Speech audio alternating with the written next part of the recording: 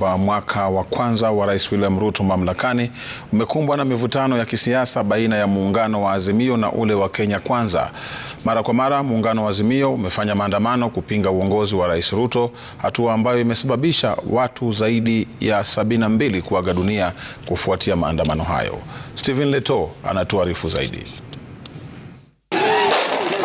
Mwaka wa kwanza ofisini kwa Rais William Ruto umekumbwa na mivutano na makabiliano makali ya kisiasa baina ya Azimio na Kenya Kwanza. Kama tunaumia, hata mimi nimebeba hapa sufuria. Unga, bei ya unga imeshinda bei ya sufuria.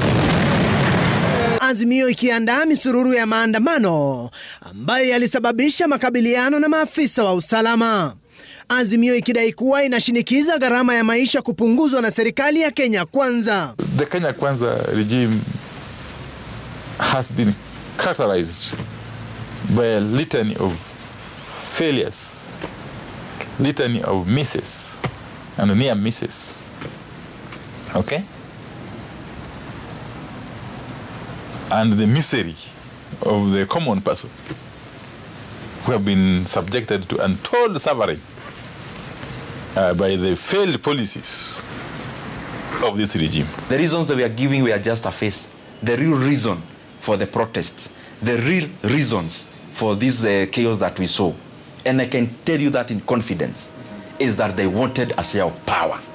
They tried to send emissaries. We refused because the Kenyan people spoke last year, and we are not going to allow a situation where we conduct an election, we spend colossal amounts of public funds, then we come back again to say we want to sit down and share the spoils of power. As Azimio coalition, we take pride in the fact that we have been able to keep the Kenya Kwanza regime on its toes,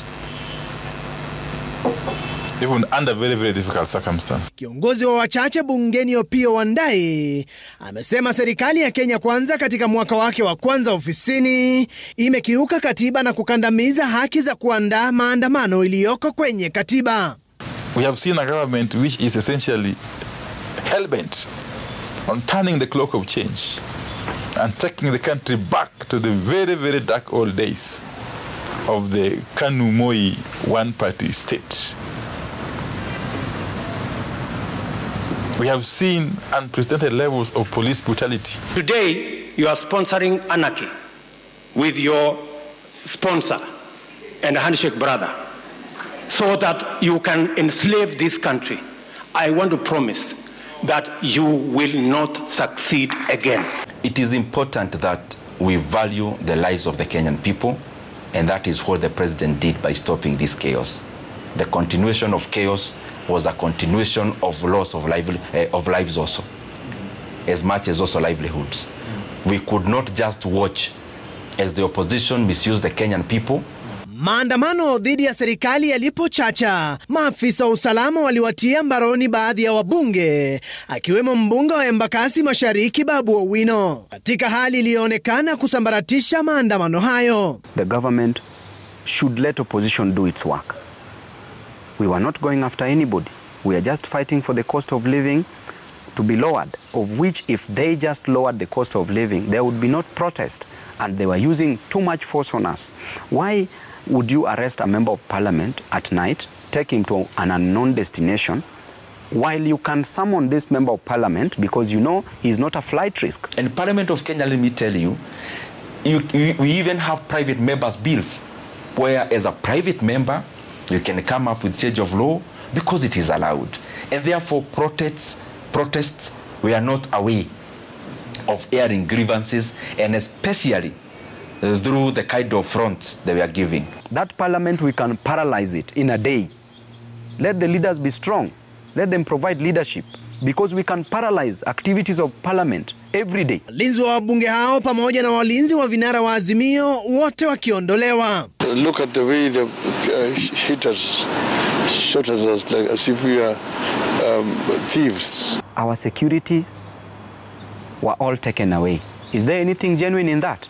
There's nothing genuine. Baba's securities have not been given back to him. Every other leader in opposition whose security was taken has not been given back to them. So why would we go for these talks if small things like that we cannot achieve. Waziri wa barabara na miundo msingi Kipchumba Murkomen kwa wakati mmoja alitoa taarifa kuwa uharibifu uliotekelezwa katika barabara ya Nairobi Expressway ulikuwa wa shilingi milioni 700. The kind of destruction we were witnessing on public facilities and assets was monumental, and it was unjustified. We couldn't go on like that, and we were losing both in terms of physical destruction but also in terms of sentiments of doing business. Utulivu wa muda ulishuhudiwa baada ya muungano wa Azimio na serikali ya Kenya Kwanza kulegeza kamba na kuandaa mazungumzo yanayoendelea hadi sasa. Matamshi kutoka kwa viongozi wa Kenya Kwanza na muungano wa Azimio kuhusu mazungumzo yanayoendelea katika ukumbi wa Bomas ni ishara tosha kwamba huenda katika mwaka wa pili wa Rais William Ruto ofisini huenda kukawa na mkwaruzano tena kama ilivyoshuhudiwa katika mwaka wake wa kwanza ofisini. Stephen Leto, runinga ya Citizen, Nairobi.